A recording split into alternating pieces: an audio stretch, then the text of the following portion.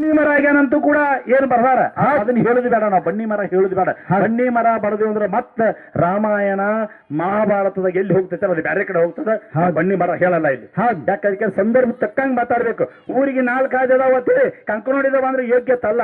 ಗುರ್ಲಾಪುರದಿಂದ ಬಂದ್ರೆ ಹೈವೇ ಮೇಲೆ ಬಾಕ್ ಸಾಧ್ಯತೆ. ಹೈವೇ ರೋಡ್ ಅರ್ಥ ಹೇಳುದಿಲ್ಲ ಮೇನ್. ಹೌದ್ರಿ ಇಂಥ ವಿಷಯಗಳನ್ನ ಇವತ್ತೇನಪ್ಪಾ ಅಂದ್ರೆ ಚರ್ಚೆ ಮಾಡೋಣ ಅಂತಕ್ಕಂಥ ಮಾತನ್ನ ಹೇಳಿ ಇನ್ನೊಂದು ಪ್ರಶ್ನೆ ಮಾಡಿದ್ರು ಅವರು. ಏನ್ರಪ್ಪ, ಹಳ್ಳಿ ಪಟ್ಟಣದ ಡಿಲ್ಲಿ ಬಾದಶಾನ್ ಪಟ್ಟಣದಾಗ ನಮ್ಮ ಎಲ್ಲ ಏನಿದ್ರು ಶಿವಸ್ಥಾನಗಳಿದ್ದು, ಇದಕ್ಕಿಂತ ಮೊದಲು ಎಲ್ಲಿದ್ದು ಶಿವಸ್ಥಾನ ಅಂತ ಕೇಳಿ, ಹೌದೌದ ಇಂದ್ರನ ಆಸ್ಥಾನದೊಳಗೆ ಶಿವಸ್ಥಾನಗಳ ಗದ್ದಿಗೆ ಶಿವಸ್ಥಾನದ ಎಲ್ಲ ಸಾಮಗ್ರಿಗಳು ಇಂದ್ರನ ಆಸ್ಥಾನದಾಗಿದ್ದು ಅಂತ ನಮಗ್ ಗೊತ್ತದ. ಹೌದು, ಇದನ್ನ ಬಿಟ್ಟು ನೀ ಎಲ್ಲರೇ ಬ್ಯಾರೆ ಇತ್ತಪ್ಪ ಅಂತ ಕೇಳಿದ್ರೆ ನೀ ಏನ್ ಮಾಡ್ಬೇಕು ಅದನ್ನ ಹೇಳ್ಬೋದು ಅಂತಕ್ಕಂಥ ಮಾತನ್ನು ಕೂಡ ಈ ಸಮಾರಂಭದಲ್ಲಿ ನಾನು ನಿನಗ ಹೇಳ್ತಾ ಇದ್ದೇನೆ ಬಂಧುಗಳೇ.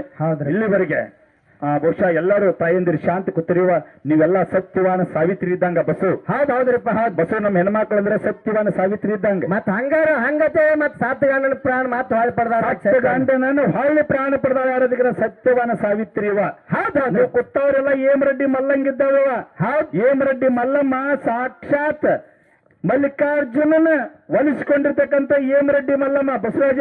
ಕರೆ ಹೇಳಿ ಇವರೆಲ್ಲ ಏಮರೆಡ್ಡಿ ಮಲ್ಲಮ್ಮ ಹುಚ್ಚ ಗಂಡನ ಸೇವಾ, ಇವರು ಹುಚ್ಚ ಗಂಡನ ಸೇವಾ ಮಾಡ್ಯಾರ. ಹತ್ತಿ ಕಾಡ್ತಿದ್ದಳು ಪದ್ಮವ್ವ. ನೆಗಾನಿದ್ದಳು, ಒಚ್ಚೊಟ್ಟು ತುಚ್ಚ ಹೇಳ್ತಿದ್ದಳು. ಎಲ್ಲ ಹೇಳಿದ್ರು ಕೂಡ ಹತ್ತಿ ಪಾದ ಸೇವೆ ಮಾಡಿ, ನೆಗಾನಿಯ ಪಾದ ಸೇವೆ ಮಾಡಿ, ಇಟ್ಟೆಲ್ಲ ಗಂಡು ಹುಚ್ಚಿದ್ರು ಅವ್ರ ಪಾದ ಸೇವೆ ಮಾಡಿ ಇವತ್ತೇನಾದ್ರು ಭೂಮಿ ತಲೆ ಮೇಲೆ ಹೆಸರು ಉಳಿಸ್ಕೊಂಡವಳು ಏಮರೆಡ್ಡಿ ಮಲ್ಲಮ್ಮ. ಇವತ್ತು ಕಷ್ಟ ಯಾರಿಗೆ ಬರಬಾರ್ದು ತಿಳಿದು ಏಮರೆಡ್ಡಿ ಮಲ್ಲಮ್ಮ ಸಿರ್ಸಲಿ ಮಲ್ಲಿಕಾರ್ಜುನಲ್ಲಿ ಬೇಡ್ಕೊತಾಳ. ನನಗೆ ಬಂದ ಕಷ್ಟ ನನ್ನ ಹೆಣ್ಣಿನ ಕುಲಕ್ಕೆ ಬರಬಾರ್ದು ಅಂತೇಳಿ ಅಂದು ಬೇಡ್ಕೊಂಡಾಳ.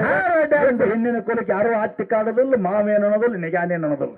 ಹೌದ್ರಪ್ಪ, ದಿನ ಏಮರೆಡ್ಡಿ ಮಲ್ಲಮ್ಮ ಬಸವರಾಜ್ ಹೆಂಗ್ರಪ್ಪ. ಏಮರೆಡ್ಡಿ ಮಲ್ಲಮ್ಮ ಅಮಾಸೆ ಬಂದಿತ್ತು, ಸಿರ್ಸಾಲಿ ಮಲ್ಲಿಕಾರ್ಜುನಿಗೆ ಪೂಜೆ ಮಾಡಿ ಪುನಸ್ಕಾರ ನೈವೇದ್ಯ ಹಿಡಿಬೇಕಂತ ತಿಳಿದು ತಾಯಿ ನಶಿಕನಾಗದ್ದು 4 ಗಂಟೆಕ್ಕ ಮಾಡ್ತಾಡ್ರೆ ಪ್ರೇಮದ ಜಳಕ ಮಾಡಿ ನೇಮದ ಪಿತಾಂಬರ ಉಟ್ಕೊಂಡು ಹೊಳಿಗೆ ಹೋಗಿ ಹೊಳಿ ನೀರು ತಂದ ಕುದಿ ಇಟ್ಟು ಬ್ಯಾಳಿ ಕುದಿ ಇಟ್ಟು ಅಡಿಗೆ ಮಾಡೋಣಂತ ತಾಯಿ ಬಾಗಲ ದಾಟಿ ಹೋಗ್ತಿದ್ದಳು. ಹೌದು, ರೋಗವತ್ತೊಳಗೆ ಹತ್ತಿ ಪದ್ಮ ಹಾಜಾಗ ಮನೆಗಿದ್ದಳು. ಹೌದು, ಹಸಿರಿ ಹತ್ತಿರಿ ಕಾಲಿಗೆ ಹತ್ತಿದ್ದು ಕಾಲು ತಕ್ಕೋ ಅಂದ್ರೆ ಸಸಿ ವಯಸ್ಸಾಗೈತಿ. ಕಾಲು ತಕ್ಕೋಲಿಲ್ಲ, ಸಸಿ ಅಡ್ಡು ಬಿಟ್ಟಳು ಕಾಲ. ಅವಾಗ ಹತ್ತಿ ಕಾಲು ತಕ್ಕೋ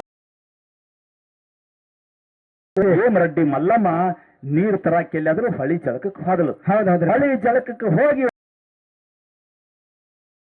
ನೇಮದ ಸೀರೆ ಉಟ್ಟು ಗಾಮಿ ಮುಹೂರ್ತದಾಗ ಜೋಡು ಕೂಡ ಒಂದು ತಲೆ ಮೇಲೆ ಒಂದು ಬಗಲಾಗ ತಗೊಂಡು